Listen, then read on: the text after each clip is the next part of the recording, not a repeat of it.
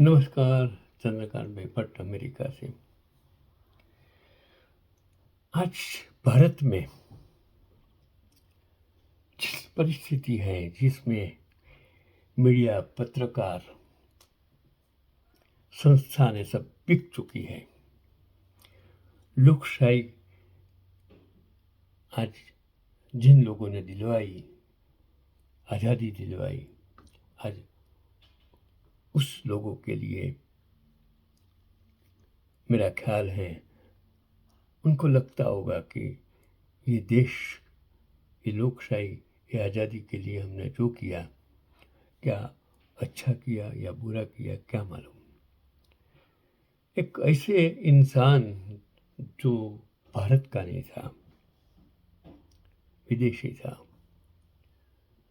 और पत्रकारिता क्या होती है जिसने साबित किया, मैं आज उसका पैगाम आप तक पहुंचाने की कोशिश करता हूं कि मार्क टली और भारत, एक विदेशी जो भारतीय आत्मा की आवाज़ बन गया, बीबीसी हिंदी सेवा की वह गंभीर, भरोसेमंद और संवेदनशील आवाज़, और वो मौन हो गई।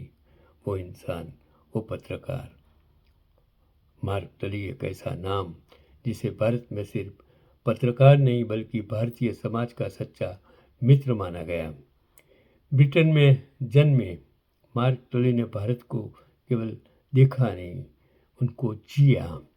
उन्होंने दिल्ली की सत्ता से लेकर गांव की चौपाल तक, प्रधानमंत्री के दफ्तर से लेकर आम किसान की पीड़ा तक, हर भारत को अपनी लेखनी और आवाज़ में स्थान दिया। और बीबीसी हिंदी सेवा और मार्क टली की आवाज़ पुराने श्रोता जानते हैं। जब रेडियो पर मार्क टली बोलते थे तो खबर सिर्फ सूचना ही नहीं होती थी, विश्वास होती थी। उनकी रिपोर्टिंग में न शोर था, न सनसनी, बल्कि तथ्य, संतुलन और मानवीय दृष्टि थी। आपातकाल, राजनीतिक उथल पुथल, सामाजिक बदलाव, मार्क टली ने भारतीय लोकतंत्र के हर मोड़ को बेहद ईमानदारी से दुनिया के सामने रखा। और भारत के प्रति गहरा लगाव, मार्क टली ने भारत को बाहरी नज़र से नहीं देखा। उन्होंने भारतीय संस्कृति, परंपराओं, आस्थाओं और विरासतों को समझा।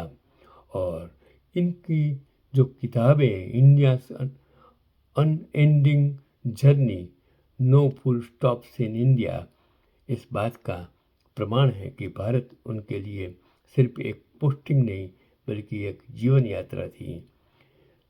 सम्मान जो रिश्ते की गहराई बताते हैं कि ब्रिटेन सरकार ने उन्हें नाइटहुड, सर, दिया।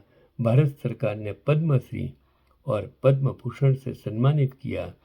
यह सम्मान किसी विदेशी पत्रकार को नहीं बल्कि भारत के सच्चे कथाकार को दिए गए। और आज अब आवाज़ मौन है। आज जब मार्क टली की आवाज़ खामोश हो गई तब एहसास होता है कि पत्रकारिता सिर्फ पेशा नहीं, सेवा और साधना भी हो सकती है। वे चले गए, लेकिन उनकी आवाज़, उनके शब्द और भारत के प्रति उनका प्रेम हमेशा हमारे लिए जीवित रहेगा। मार्क टली को सादर प्रणाम, एक विदेशी होकर भी वो जो भारत की आत्मा की आवाज़ बन गए। क्या आज देश में जन्मे, आज़ादी के बाद जन्मे और पत्रकारिता का अभ्यास करने वाले ये युवानों, ये पत्रकारों, क्या ईमानदारी से आज पत्रकारिता करते? जब मैं मीडिया पर, सोशल मीडिया पर और यूट्यूब पर, और ख़ास तो जो 3-4 बिकी हुई चैनलों पर जो पत्रकार जिस प्रकार की डिबेट करते हैं, जिस प्रकार से सरकार की वाहवाही करते हैं, जिस प्रकार से विरोध पक्षों को प्रश्न पूछते हैं, जो जिम्मेदारी सरकार की है वो जिम्मेदारी आज विरोध पक्ष पर डालकर जिस प्रकार की गुलामी की वाह भी करते हैं, तब लगता है कि क्या मार्क टली जैसे पत्रकार भारत में अब पैदा होंगे।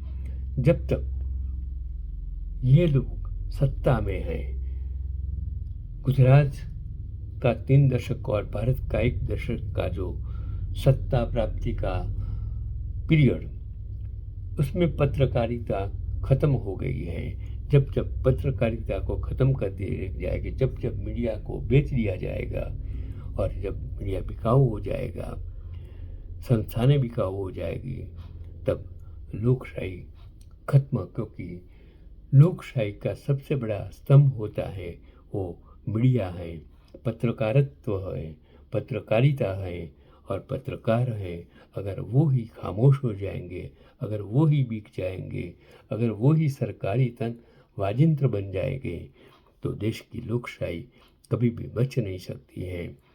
आपको जागना होगा, युवाओं को जागना होगा, पत्रकारों को जागना होगा, लेखकों को जागना होगा, न्यूज़ मीडिया को जागना होगा, तब देश की लोकशाही बच सकेगी। बाकी लोकशाही का अंत होने वाला है। यही आज का पैगाम।